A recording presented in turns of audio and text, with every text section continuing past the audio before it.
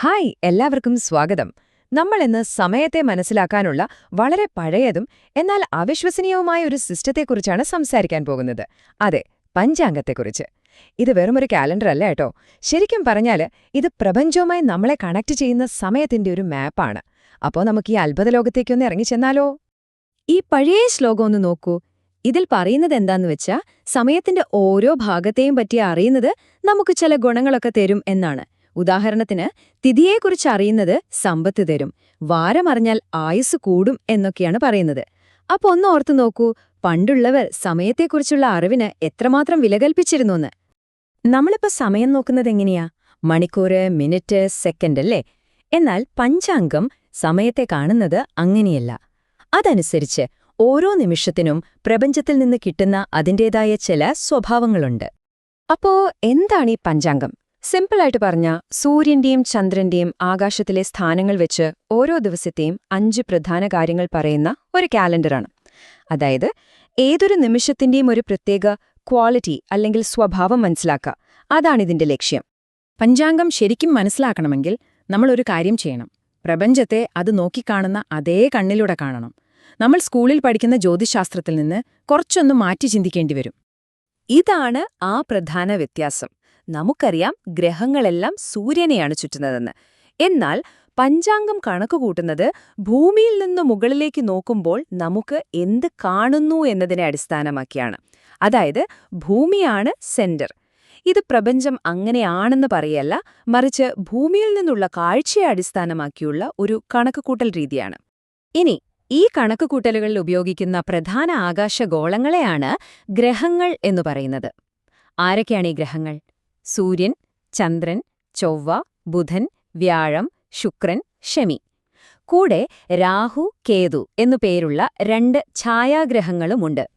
അപ്പോ ഈ രാഹുവും കേതുവും എന്താ സംഭവം? അവ ശരിക്കും ഭൗതികമായിട്ടുള്ള ഗ്രഹങ്ങളല്ലാട്ടോ. പകരം ഭൂമിയെ ചുറ്റുന്ന ചന്ദ്രന്റെ വഴിയും സൂര്യന്റെ വഴിയും തമ്മിൽ കൂട്ടിമുട്ടുന്ന 2 പോയിന്റുകളില്ലേ?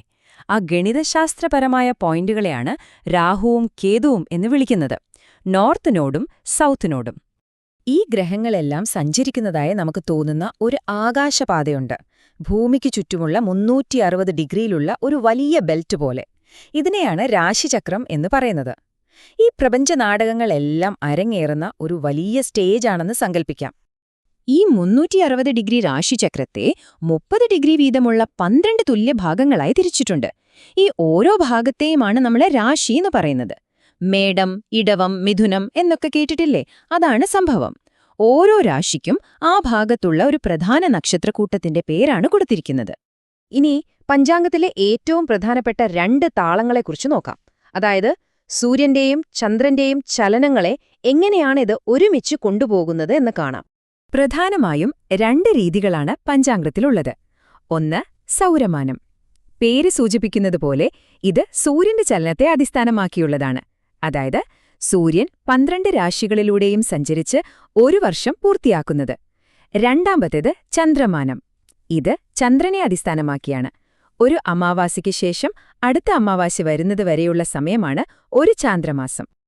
ഓക്കേ, ഇനി നമുക്ക് പഞ്ചാംഗത്തിന്റെ ഹൃദയഭാഗത്തേക്ക് കടക്കാം. ഈ പേര് വരാൻ കാരണമായ ആ 5 പ്രധാന അംഗങ്ങൾ ഏതൊക്കെയാണെന്ന് നോക്കാം. പഞ്ചാംഗം എന്ന വാക്ക് തന്നെ ശ്രദ്ധിക്കൂ.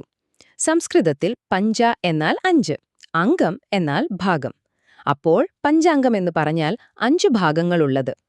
ഒരു ദിവസത്തെ ഈ 5 കാര്യങ്ങൾ വെച്ചാണ് അളക്കുന്നത്. അപ്പോൾ ഇതാണ് 5 അംഗങ്ങൾ.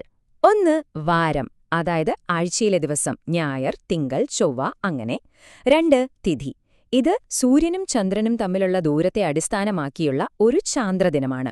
മൂന്നാമത്തേത് നക്ഷത്രം, അതായത് ചന്ദ്രൻ ഏത് നക്ഷത്രത്തിന് നേരെയാണ് നിൽക്കുന്നത് എന്നത്.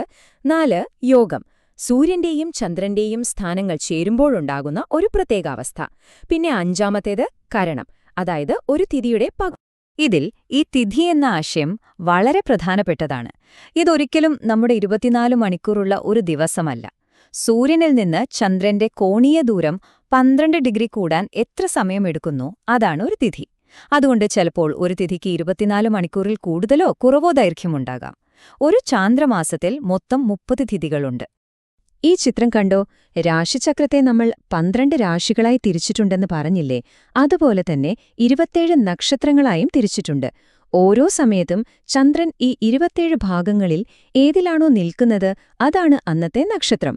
ഇത് രാശികളെക്കാൾ കുറച്ചുകൂടി സൂക്ഷ്മമായ ഒരു സ്ഥാനനിർണയമാണ്. ശരി, ഇത്രയൊക്കെ സങ്കീർണമായ കണക്കൂട്ടലുകൾ. ഇതുകൊണ്ടൊക്കെ ശരിക്കും എന്താണ് പ്രയോജനം? നമ്മുടെ ജീവിതത്തിൽ ഇതിനെന്ത് പ്രസക്തിയാണുള്ളത്? ഇതിന്റെ ഉപയോഗങ്ങൾ ഒരുപാടുണ്ട്. നമ്മുടെയൊക്കെ ഉത്സവങ്ങൾ, വ്രതങ്ങൾ എന്നിവയുടെ തീയതികൾ തീരുമാനിക്കുന്നത് പഞ്ചാംഗം നോക്കിയാണ്. കല്യാണം, വീട് താമസം പോലുള്ള പ്രധാനപ്പെട്ട കാര്യങ്ങൾക്ക് നല്ല സമയം അഥവാ മുഹൂർത്തം കണ്ടെത്താൻ ഇത് സഹായിക്കും. പിന്നെ മതപരമായ പല ചടങ്ങുകൾക്കും, ശ്രാദ്ധം പോലുള്ള കർമ്മങ്ങൾക്കും ഇത് കൂടിയേ തീരൂ. ഏറ്റവും പ്രധാനമായി ജാതകം തയ്യാറാക്കാനും ജ്യോതിഷ പ്രവചനങ്ങൾ നടത്താനുമൊക്കെ പഞ്ചാംഗം ഒരു അടിസ്ഥാന രേഖയാണ്. അപ്പോ ഒന്ന് ആലോചിച്ചു നോക്കൂ, നമ്മുടെ സാധാരണ കലണ്ടർ പ്രപഞ്ചത്തിന്റെ ഈ വലിയൊരു താളവുമായി ഇത്രയധികം ചേർന്നു പോയിരുന്നുവെങ്കിൽ ഒരുപക്ഷെ സമയത്തെക്കുറിച്ചുള്ള നമ്മുടെ കാഴ്ചപ്പാട് തന്നെ മാറിയേനെ, അല്ലേ? പഞ്ചാംഗം വെറുമൊരു കലണ്ടറല്ല, അത് സമയത്തെയും പ്രപഞ്ചത്തെയും നമ്മളെയും തമ്മിൽ ബന്ധിപ്പിക്കുന്ന ഒരു വലിയ കണ്ണിയാണ്. എന്തായാലും ഈ പുരാതന വിജ്ഞാനത്തെക്കുറിച്ച് കൂടുതൽ അറിയുന്നത് നമുക്കൊരു പുതിയ കാഴ്ചപ്പാട് തരും. നന്ദി.